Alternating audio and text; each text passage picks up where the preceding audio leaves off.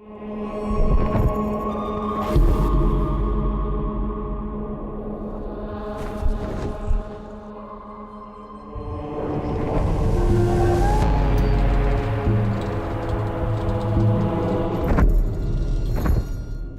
Inferno, there's just nowhere to just hang out. You know, I'm just gonna go to the jacuzzi area. Anger is all about just intense violence and rage.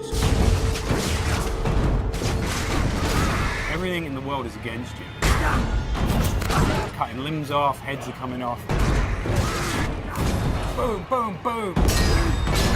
Anger is definitely a level that Dante can sort of unleash his fury in.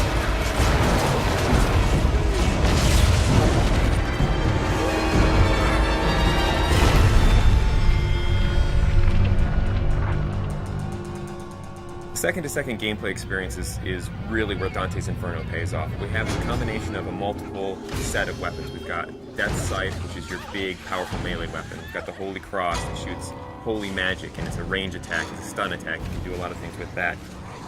In addition to that, we have magic. You'll have magic powers that are on the righteous side and the unholy side. If you're in trouble and you want to like get out of the way or jump in the air or roll over there, whip out the scythe, blast it across, all those things just kind of lead into each other. And you don't kind of have to stop, start up something else. The main thing is you have a big ass scythe in your hand. We had like a sword at first. It wasn't feeling right. It just felt small and puny. The scythe's the thing here. That's almost the other character in there. The scythe that Dante uses is actually Death Scythe. It's dark, it's evil, it's punishing, it's sharp. There's actually a lot of different modes you could go in. It could kind of have this sort of straight spear-like mode. It also has what we call sort of the collapse mode, where it's more like a scythe that's just on his wrist. At the beginning, we're all trying to find different things. We actually bought a scythe, you know, farmers, monthly or whatever. So we bought this scythe. As soon as we got the scythe, it's got the little handles like, no, this ain't gonna work. Sometimes you'll come into work and like you'll go to the kitchen and get coffee and there's just like some guy over there like with a broomstick and he's looking at himself in the mirror like doing this or going. So not only punishing everyone with that scythe, the other part of the combat is you've got a cross as well. The cross primarily is about stunning, pushing back, holding off enemies to buy yourself time. You know, it never really touches anyone physically. It's more about the power that emanates from it.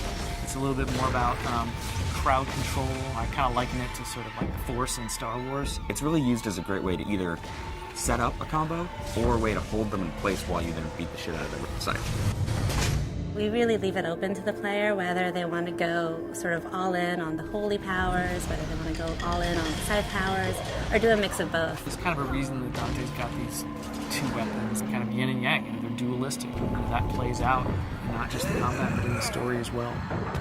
That's the whole personality of Dante's Inferno. The most important thing to us was making sure that the combat felt awesome. One of the big things that we wanted to do in Dante's Inferno is really have the game run at 60 frames per second. 60 feels free, it feels fluid. 30 feels like you're drunk.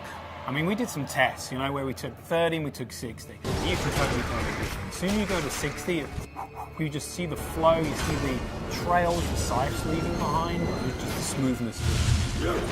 It's a visual and a tactile thing. It's how it feels, but 60 frames a second is pretty good.